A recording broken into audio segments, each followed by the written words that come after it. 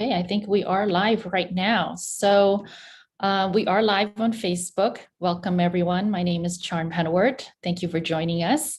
We will be starting in a few minutes with Kelly Miller of Saving Your Brain. We have a presentation today for ADHD and autism spectrum webinar. We have a few people, several people actually signed up. Over 300 people did mark it interested.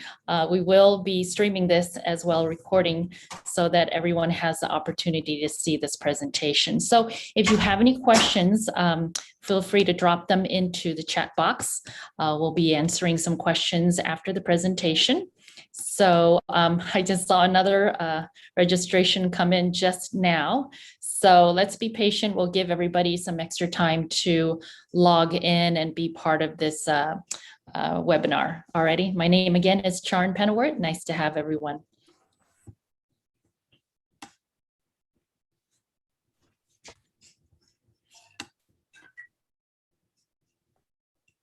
Hello, Facebook fans. All right, we should be on Saving Your Brain Facebook page, as well as Dr. Kelly Miller Facebook page.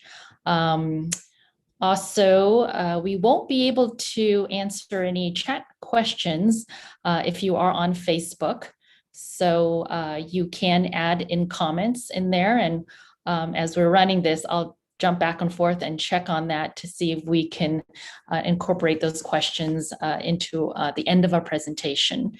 So we'll wait a few more minutes. I'm sure there's everybody rushing to get on. So we do have Dr. Kelly Miller standing by, ready to join us when we're ready to start. Again, my name is Charm Penawert, and you'll see in the chat box that we have a presentation today. Please do mute your microphone as you do join, and save your questions to the end. You'll go ahead and drop those questions in the chat box, but we will be answering the questions at the end. So we have a few more people just joining us today. So we're really excited because we have over 300 and some odd people marking the event on Facebook as being interested, but we do have also a bunch who have registered through Eventbrite. We decided to go live on Saving Your Brain Facebook page, as well as Dr. Kelly Miller page. So no worries, we are recording this, so it will be available on YouTube following the presentation. And also for those who did register through Eventbrite, you can get a free copy of Saving Your Brain book if you are registered. And if you have not registered and somehow got the link from a friend or so, you can definitely send us an email, info@savingyourbrain.com, and you can also still receive the free copy of the book. It is an ebook. Alrighty, so we're going to be starting. It is 3:01, so I'm going to go ahead and give people a few more minutes to settle in. Make sure your microphone is turned off, and we're excited to have you join today. We have Christine Taylor, we have Jill, Jen Dali, and Autism Mom. Thank you for being with us today. We're really excited to present. I know you guys each individually have a lot of questions for Kelly Miller. Just to start off, I'm going to start recording now, and we're going to go ahead and record to the cloud. All right. Okay, so welcome everyone to our special presentation on rebalancing the brain for ADHD and autism spectrum recovery with our special guest today, Kelly Miller. Thank you for joining us today, Dr. Miller. You can turn on your camera now. I think it's safe to join. So whenever you're ready, I know he's standing by. He's standing by in Florida. He has 3 centers, Saving Your Brain centers in Florida and Kansas City. We really appreciate Dr. Kelly Miller joining us today live. We've done presentations before recorded, but live is always better. So anyways, we're going to be talking about the important role of the brain for ADHD and autism. Again, my name is Charm Penawert from MediaStream. I'll be hosting today. So Kelly Miller is standing by. Dr. Miller, whenever you're ready, why don't you turn on? Can you not there see you me? are. I can see you now. Perfect. Okay. So welcome. Thank you for joining us. It's really a great pleasure to have you. Well, thank you. It's always good to talk with you and visit with you and see you, Charn. And I'm excited to give the presentation. Great. We're going to straighten out a lot of misinformation, give a lot of people hope, and I'm ready to get going. Perfect. Well, before we start, I just want to share a little background about you. You're not only the founder of Saving Your Brain Centers and the best-selling author of Saving Your Brain book and 7 other health-related books. You've really dedicated over 40 plus years experience in clinical experience and certified in a number of holistic and integrative therapies. Your educational background is in acupuncture, chiropractic, naturopathy, functional medicine, aging, regenerative medicine, and functional neurology, which allows, to give us a full insight of an understanding of the brain's anatomy and physiology and so forth. So really lucky to have you today. You've helped so many patients restore their health and to develop a strategy for recovery. You are also certified in the Melillo method in childhood neurocognitive development. If you can explain a little bit about that to our audience, it would be great later on. And also you're a well sought out speaker. We're really excited to have you. I know you have an upcoming webinar event as well for Reverse Alzheimer's Summit coming up on August 26th through September the 1st. So you can definitely learn more about Saving Your Brain at savingyourbrain.com website. And at the end of the program, we're going to allow the viewers to ask the questions. You can go ahead and drop the questions into the chat box, and Dr. Miller will take a look at that. So without further ado, we're really lucky to have you. Thank you so much. If you can go ahead and just start presenting, that would be great. And I'm sure more people will join us as we move along. And of course, this is Facebook Live. It is live on Saving Your Brain and also on Dr. Kelly Miller Facebook page and YouTube. So thank you, everyone. Welcome. Go ahead. Thank you and welcome, everyone. Probably most people here may be either suffering from ADHD or maybe a parent of an ADHD child or autistic child. So we're going to talk a little bit about that. So one of the things I want to share with you, okay, Charn, guess what? My PowerPoint is not responding. Oh, is it frozen? Okay. Yes. Wow. Frozen. And we are live. Okay. Okay. So I may have to.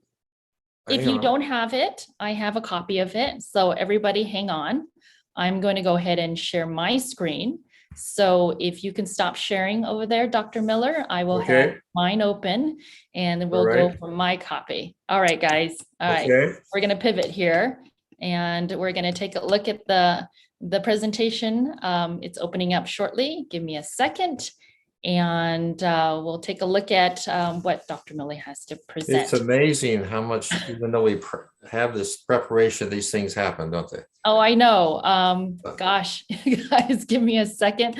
I will open that up so that we are seeing a slideshow. So we're going to play the slideshow. There you go. All right. We're good to go. Here you go. Rebalancing the Brain for ADHD and Autism Spectrum with Kelly Miller. Go ahead. Okay. And I'm going to move the slide. Okay, so you're going to take care of that. All right. Yes, I will take care of it. There you are. Okay. Yeah, let's just go into next slide. So what we want to talk about tonight is we want to kind of define what is ADHD and autism, what it is, what isn't. Talk about the prevalence. It's it's scary how the rapidly increasing number and percentage of our population is being affected, the economic impact, and we're going to talk about that a lot, and how a program like this can literally save a family hundreds of thousands of dollars in development in a child's lifetime. So the first thing we want to talk about is, if we look at these two parts of the brain, the left and right brain, they look very similar except being different colors. One's orange and one's purple right now, but the left brain and the right brain do different things. The left brain is is like our IQ, it's our analytical thought or logic or language, and our right is our EQ. That's our emotional mind are need for socialization, need for touch, need for contact, eye contact, physical contact. So what we find in the, we're going to talk about is this hemispheric imbalance that occurs in the ADHD and autistic individual, and it's a right hemispheric weakness. So that part of the brain that sees the big picture, that needs to make eye contact, needs to socialize is weak. And we're going to talk about the systems involved with that. And go ahead and we go to the next slide. And so a lot of people, you know, when we're talking about a little bit about ADHD first, have thought that this is just a chemical imbalance, and that's, you know, that's just not the case. And there really hasn't been a lot of changes in the medications used for ADHD in some 30, 40 years.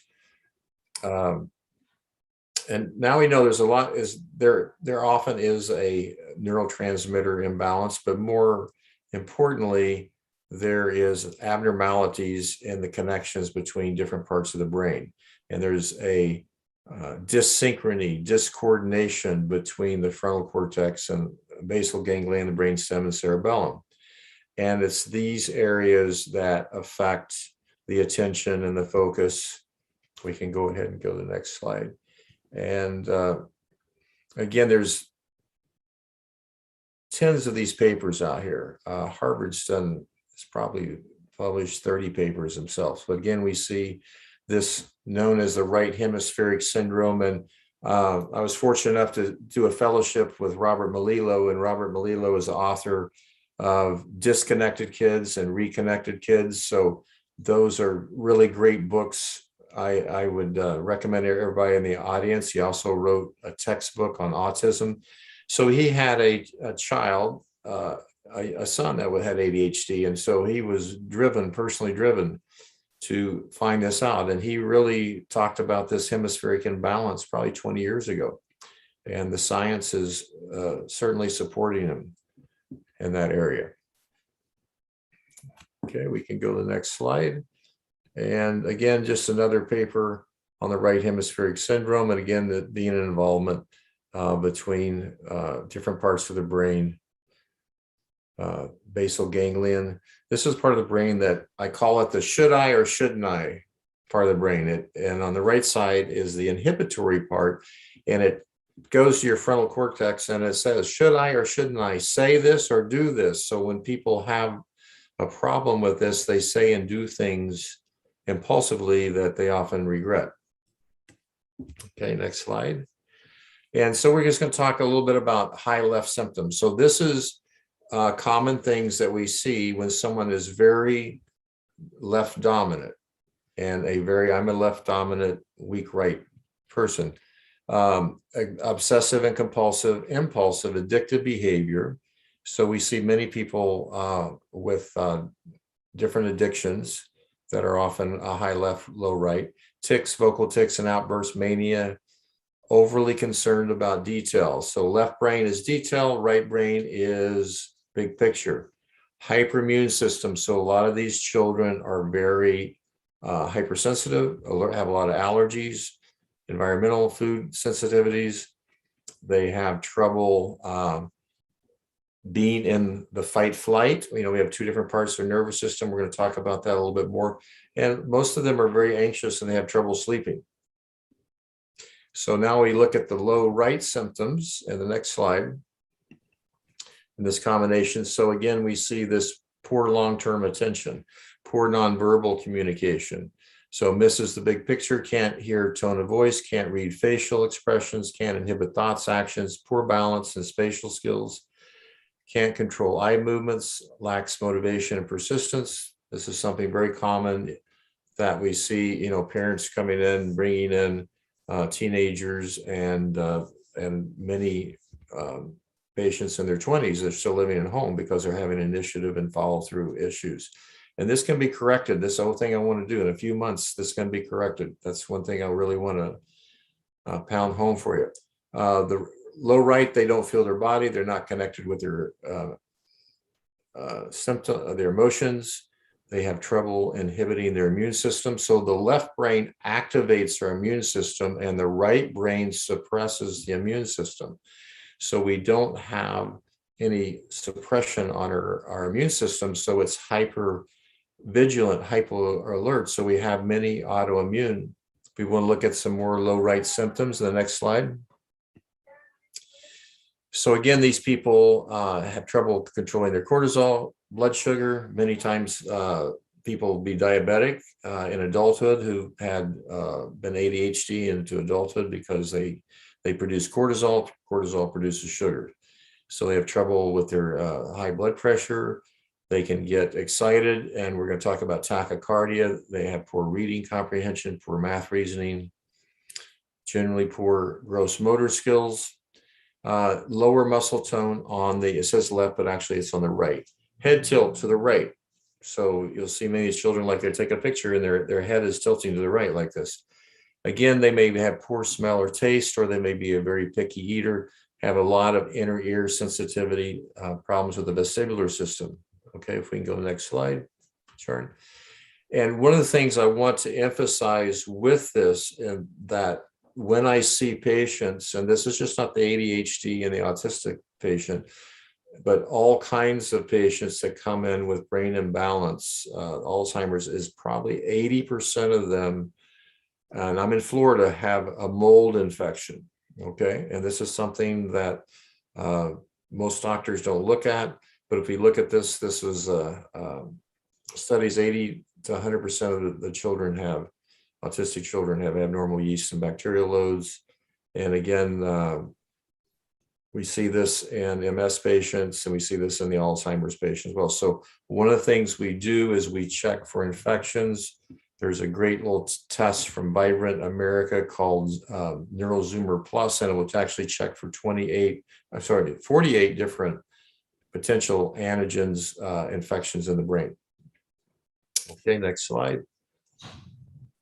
So, in mainstream, as children grow up, they all will exhibit some hyperactivity or focus problems at some point. It's it's just normal growth, and as the brain develops. However, if this persists and for more than 6 months, and then again, it's you notice there's a problem at the home, the family notices it, they go to school, they notice it, they have other church activities, whatever, everybody's noticing that there's probably a problem. And again, these behaviors, ADHD doesn't go away. You don't grow out of it. You'll have in adulthood, now as people go into adulthood, many times they can compensate for it, but they usually are very anxious individuals. And then according to the CDC, this is back in 2010, I need to probably update this, because back then it was 1 in 10 children. And again, we have probably 80%, 4-to-1 boys over girls. And again, it's the most prevalent mental disorder among the youth. It's the #1 reason a child will be medicated. And over the last 20 years, there's been a 2,000% increase in the use of medication. So that's very scary to me. It's not addressing the primary causation. And probably 70% of the children have at least one other diagnosis. Next slide. There's 3 types of ADHD or ADD. Type 1 is just the inattentive, easily distracted by sights and sounds, doesn't pay attention to detail, doesn't seem to listen when they're spoken to, makes a lot of careless mistakes, doesn't follow through on instructions or tasks. And again, it avoids or dislikes activity that require a long period of time. Anything that makes them have to focus for more than 3 or 4 minutes, they're not going to want to do it. Type 2 is more the hyperactive, restless, fidgets, squirms, can't sit still, can't stay in the seat. They blurt out answers before hearing the question. They have difficulty playing quality talk, excessively interrupts other. Type 3 is really the most common. It's usually a combination of the other two. And one of the things that are concomitant with ADHD is often depression, anxiety, and conduct disorder.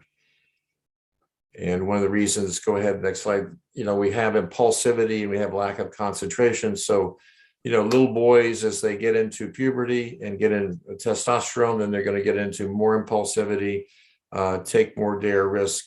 They're going to have more car crashes. This is why it costs parents a lot of money because of these behavioral issues that they have to deal with, and increased healthcare costs and premiums and car insurance and things like that.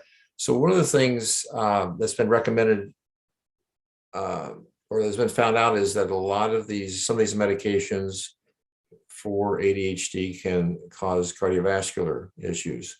So the American Cardiac Association, I think on the next slide, we show that recommends an EKG to check out the function of a child before they start on any amphetamines, but this is rarely done. So again, for the diagnosis of ADHD, you got to have present 2 or more of the child settings for more than 6 months. Okay, next slide. Again, this is, I was talking about the American Heart Association recommended checking out the heart before giving a child amphetamines and antidepressants. So one of the things about medication is they're not like a panacea.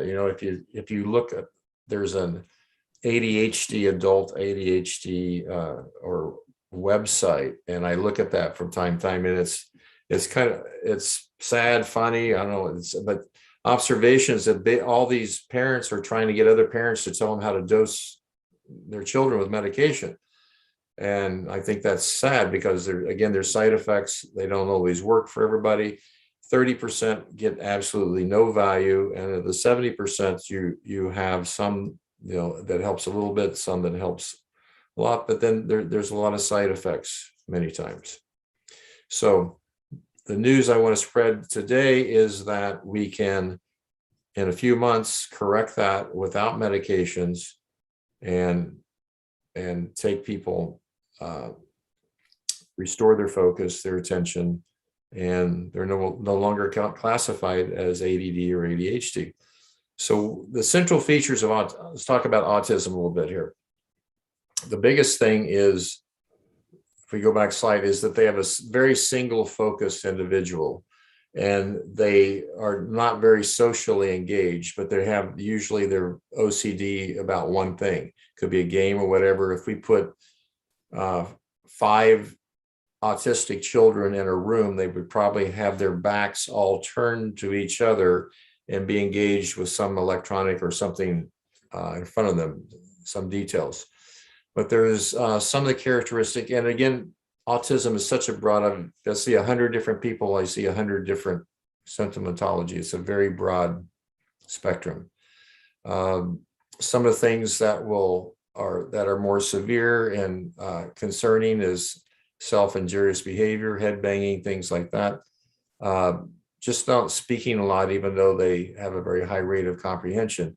And in the autistic, we can have everything to someone who's probably a lower IQ to a genius, and on the left side, and on the right side, again, having a lot of social issues. Sometimes they repeat what they hear a lot. That's called echolalia. Their speech is typically high pitch and sing song. They may do some things like spinning or do things with their hands over and over again.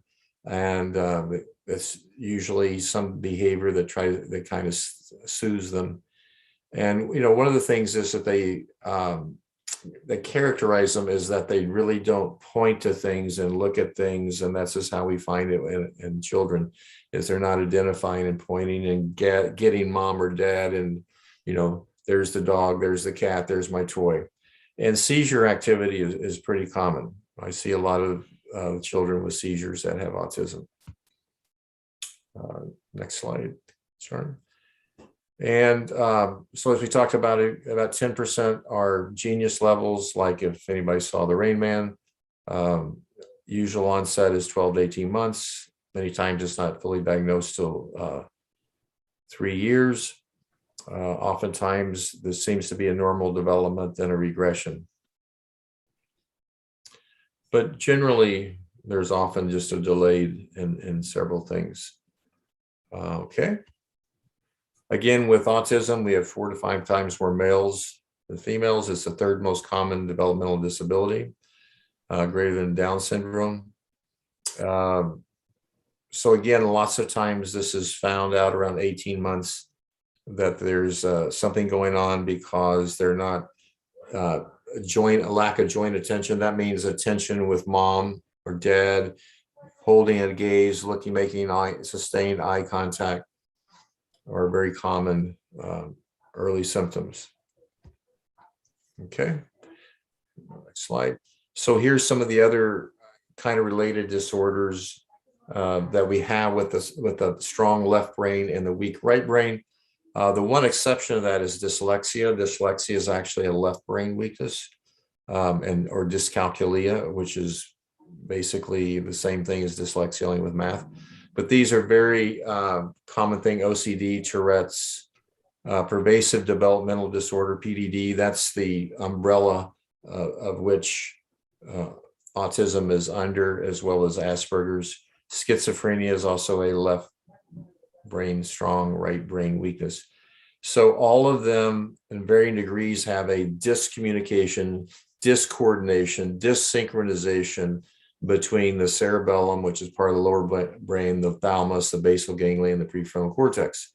So in our evaluation of patients, these are areas that we can look at, and we can find these weaknesses, and we can enhance and strengthen these weaknesses. Okay, go ahead. Can ADHD be resolved? Can autism be recovered? I would say in most of our cases of ADHD, in a few months, 6 to 8 months, these children are pretty normal neural behavior. Autism, again, because we have a huge spectrum here between capabilities, we don't see that amount of percentage of recovery like we do in ADHD. However, haven't ever had any children that we couldn't help, or young adults. See a lot of young adults in their 20s that we've been able to improve function and independence.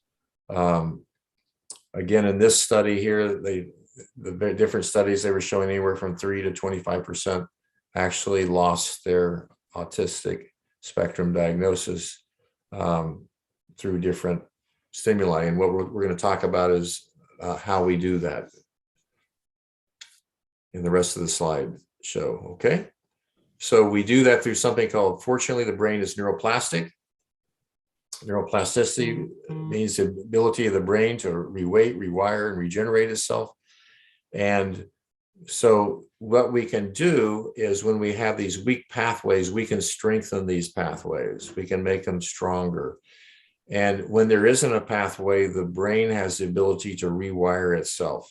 You know, we see this in stroke patients where they have total paralysis and they're not moving their arm and leg because of the brain, the amount of damage that was done to their brain from the bleed.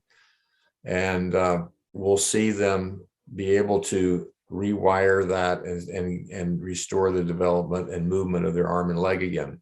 Okay, next slide. And so how we do that, we look at the brain from the bottom up, and we're going to talk about the brain stem. We're going to talk about something called primitive reflexes. We assess the hemispheric weakness. Again, they're predominantly, we're talking about a right hemispheric weakness. And when we say hemisphere, we're talking about the frontal cortex and that side of the brain, the parietal end there. So if we look at the brain and we go right over here, everything in the front is motor and everything in the back is sensory. And then we direct specific exercises and sensory input of light, sound, and frequencies, and strengthen the weak areas. And we'll show you some of those technologies as we go along. So I want to talk to you about primitive reflexes. I'm sure if there's parents of autistic children, they've heard about primitive reflexes or all that. They're on my website, the www.savingyourbrain.com. We show them, we show the behaviors with them. But one of the things that I find with patients or parents that come in that bring me their children is that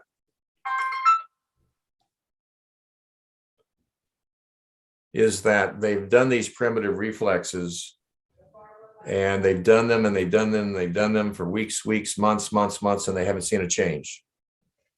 So one of the things that the difference is when we do these primitive reflexes, or we initiate these primitive reflexes, we're stimulating them with a laser, and we're also doing specific sensory input to one side of the brain, one side of the body. And this is the difference. And this is how we can get this integrated much faster. Okay, we're going to talk a little bit, we're going to show you a little bit more on that. So one of the ways, let me back up a little bit and talk about primitive reflexes a little more. So primitive reflexes, the significance of these is that, let's talk about like you put your finger in a baby's hand, it grasps it. That's called a palmar reflex, right? You touch a baby's face, they'll turn like they're going to nurse. There's about 10 of these, and they integrate anywhere from 3 months to 18 months in life. And as they integrate into the brainstem. And this is the beginning of what's called the polyvagal system, or the vagus nerve. Probably a lot of you have heard something about the vagus nerve, how important the vagus nerve is. Well, the vagus nerve controls 75% of what's called our parasympathetic nervous system, or our rest and digest. This is our healing part of our nervous system. This is the braking system on our nervous system, okay? And so what happens if we have these primitive reflexes, not only do we have specific neural behaviors that are negative, is we have an underdeveloped vagal system, an underdeveloped parasympathetic system. So this person cannot downregulate, they can't relax, they're anxious, they can't go to sleep. And this is just showing you on this screen. I'm going to do my arrow, but this green part is the parasympathetic, okay? This yellow part is the sympathetic, the fight flight, and this is the neurohormonal. But this is what we see, the one on the right. See that little tiny sliver? This is what 90% of our patients come in with that are in the spectrum or have ADHD and they have these primitive reflexes. So this is why they're just so wound up, and they can't settle down. And one of the things we do, Charm, go ahead and go to the next slide, is we're going to show later in here. So with this laser, this laser is so amazing. It's frequency based, and it's made specifically for the brain. And when we stimulate this red light laser at 10 hertz in this area, this is where the brain stem is where we're going right here, called the sweet spot. It's into something called the pons and medulla.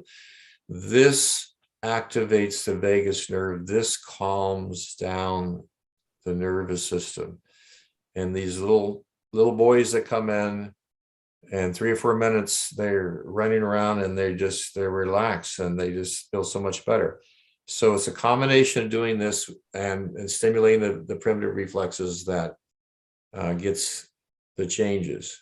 Okay, next slide. So we're actually doing this while this person is doing some exercise. So the other things we check is primitive reflexes. We check out core strength. It's very important. We check out cerebellum, our balance, our vestibular system. So a lot of these kids have vestibular problems. They can't, they have trouble with their balance. They have trouble with eye tracking. They have trouble keeping their heads still. Like if we put a laser on these little children and we try to focus a laser on the wall, they're just like this. It's they just can't control that. So again, we have a way to strengthen that vestibular system and strengthen that. We have the right eye technology, and we're blocking off like that. Okay, next slide. So this is a technology we use called the balance tracks. Again, it quantitatively evaluates different levels of balance in the vestibular system in a percentile with boys and girls, men and women. So again, we can objectively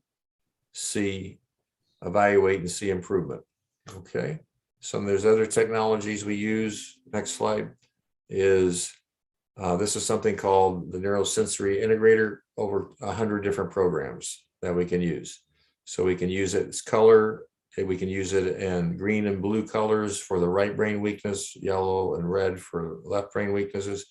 We have 100 different games and cognitive functions we can do on this. Next slide. This is we're going to show you a slide of this, or actually a little video of this. And there we use right eye tracking. We're actually tracking the eyes. The eyes are controlled by different parts of the brain, the brainstem, the cerebellum, the parietal, the frontal lobe, and we can see abnormalities and quantify it with this technology. And again, we can objectively, I want you to see this little boys, look how big his pupils are. Okay. This is something very common, moms and dads listening here, that when your child gets stressed, his pupils get probably very big. This is an indication of this autonomic imbalance, and that they probably have primitive reflexes. And your doctors probably never noticed how big their pupils are.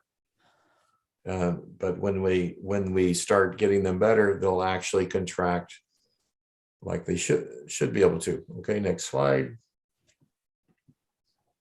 This is just a quantity. This just shows different parts of the brain. So a pursuit is like if you're watching a train go by, okay, or a car go by. That's called a pursuit. A saccade is if let's say you're in traffic, you're looking at the traffic left, you're looking at the traffic right, you're looking at different things. Each part has a different function. Fixation is the ability to focus on a single area. Very important. Saccades are very important in fixation in the ability to read. Actually, when we read text, we'll read a few letters back and forth like this. And so if you have a poor ability to perform a saccade, then you're not going to get information. We have in the right eye, we actually can have the child or person read text, and you can see one eye is up here and one eye is down 3 or 4 lines. And this is why they're having trouble gathering a lot of information. They're missing lots of words, meaning. Okay, so Sharon, do you think we want to run this video? And unfortunately, it's not running. It's just okay. presented as a slideshow. But I understand normally in PowerPoint it would. So okay. So anyway, we'll go anyway. So this is actually put a camera on the eyes, and we can actually see this abnormal movement. You know, when they go up and down, and these eyes they don't need surgery on their eyes. It's because their brain is not functioning properly. When the brain gets functioning properly, the eyes move together like they're supposed to. Okay, next slide. Oh, I'm sorry. There we go. Okay. It is playing. Yeah. So if you just watch this, I mean, a picture's worth 1,000 words. All we're going to have this young man, he scored in the 1 percentile. Just watch his eyes. They should be symmetrical. They should move together. You're going to start to see, as we have him do repetitively, that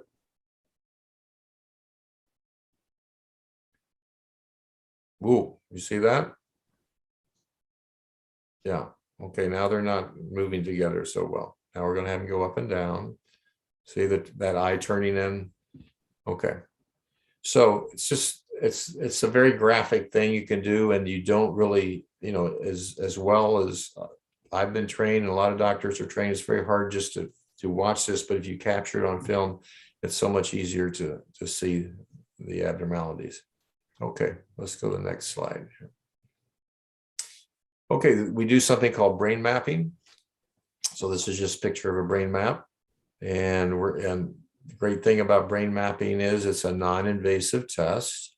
And usually a child that's 5 years or more can do that. And we can get through, 20 minutes to get that done. These little white dots on here are gathering information. There's 19 points of reference. So it's measuring all the brainwave activity from all over the brain. And there are 5 major types of brainwave activity. We have delta, theta, alpha, low beta, and high beta. These are controlled by different neurotransmitters.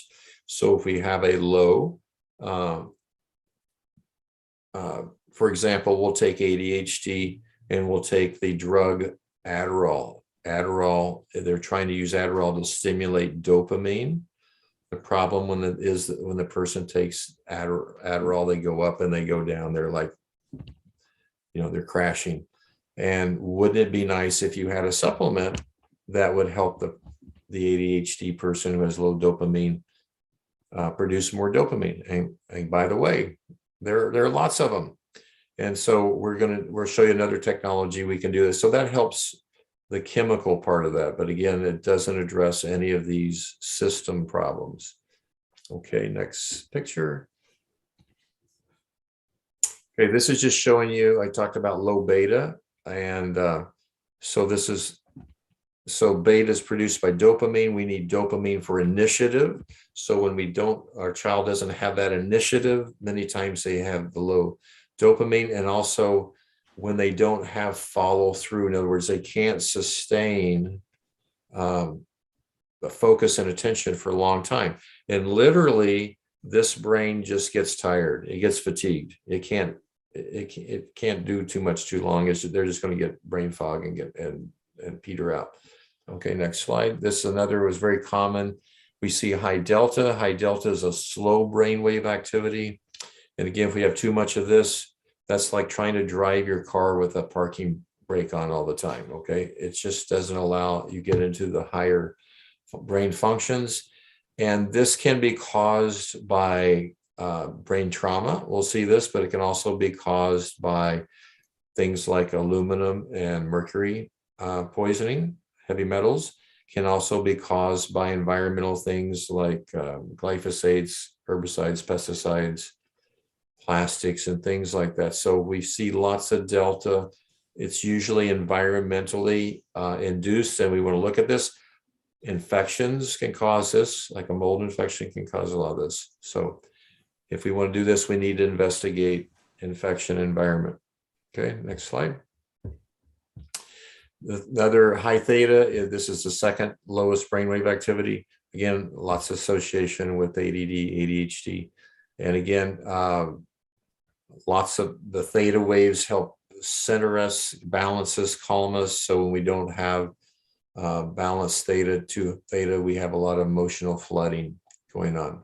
And this can be corrected by giving nutrition for GABA, help the body produce more GABA, normal GABA, and by correcting, we're going to talk about an audiovisual trainer at home here in a little bit, where we can do faster brain waves of alpha and SMR. Okay, next slide. And this is something very common. So normally in our brain, we should have more beta on the left, more alpha on the right. And when we don't, we have anxiousness, and anxiousness over time can become depression. So really this little bar should be over here on the right. You see when it's to the left, that creates a problem. And the next slide, we're just showing the same asymmetry in beta. So again, that bar should be over here. We want at least 25% as a nice balance between that. And again, we see this time and time again. We will see this in imbalance in the ADHD or the autistic child, because again, they have a lot of anxiousness, and this imbalance in the brain waves from left to right can be part of that. So this is one of our tools. This is called the Brain Tap. Been using this for over 5 years now. We do the brain, the EEG, and find the brain wave imbalances, and then we can program specific use of certain brainwave activity to stimulate and balance the brain. And it has audio light input through the eyes, and it also has diurnal beats and monochromic beats through the ears, and also treats acupuncture points in the ear, and also has visual guidance. So a very powerful tool. And this is one of the tools we use for home therapy to help rebalance the brain. And next slide. So neurofeedback, again, if we look at neurofeedback in the next two slides, in 2013, the American Pediatric Association, if we go next slide,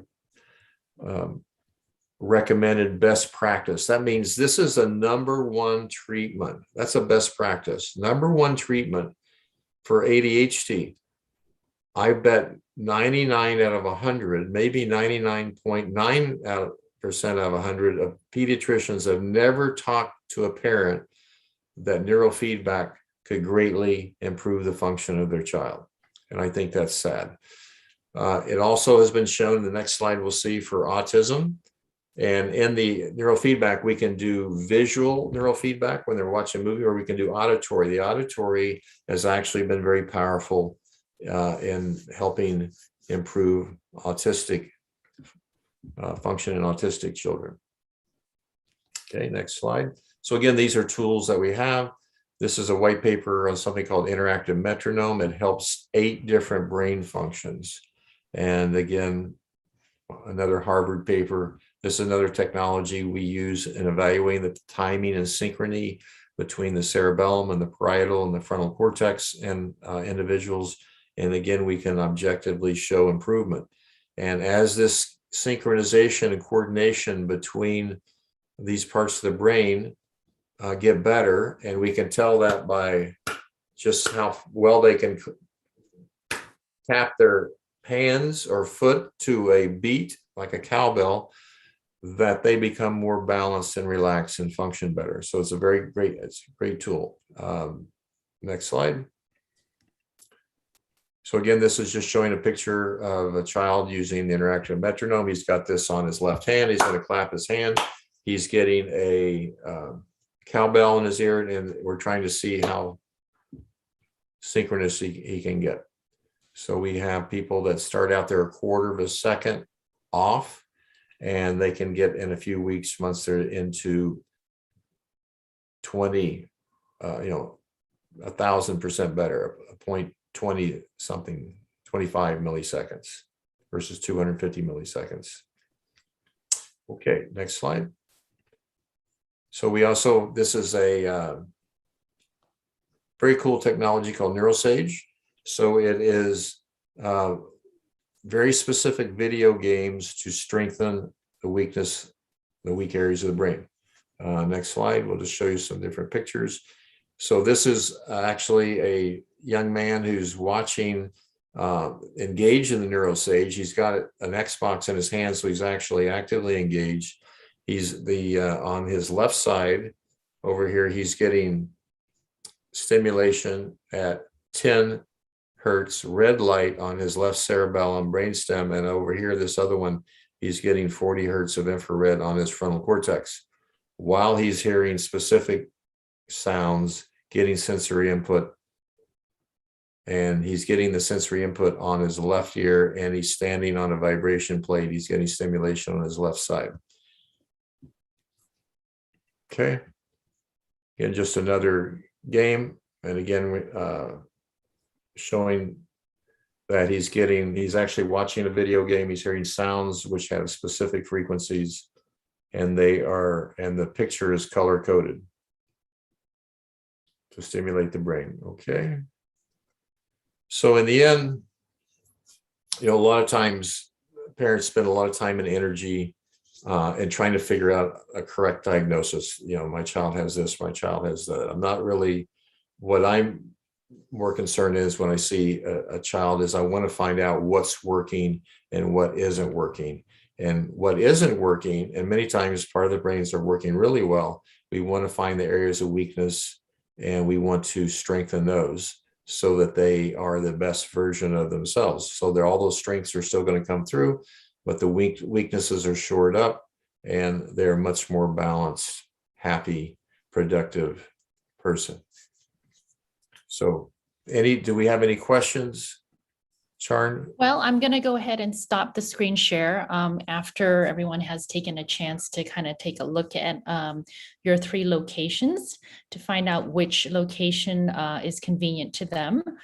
They can definitely call or email over to info@Saving Your Brain. I'm looking at the chat right now, and I don't see anyone asking any questions. I want to make sure that everybody does see our messages and everything's working fine. So if you do have a question, feel free to go ahead and plug that into the chat box. Dr. Miller is available right now to answer any questions. Yeah, you may have. one of the things I'd like to add in there, Sharon, is that depending on where these people are listening from, they could be local.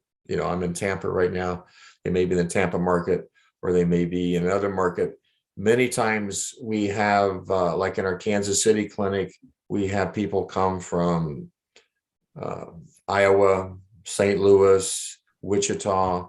They come there to get an assessment. And then we're able to develop programs for them ongoing, some at home and in there. So we have many patients that will come in. We call them intensives. If they live out of the state, we can do an assessment because they're healthy. We can do consultations. We can look at some things. We can have the person do different things. We have them stand, and we can look at different functions and get an idea of what we're dealing with. And then many times they can come in and fly in and come in for a week and get an intensive, and or 2 weeks or whatever, and then they can do that at home, and they may come back. So everybody's individual. So we have to kind of assess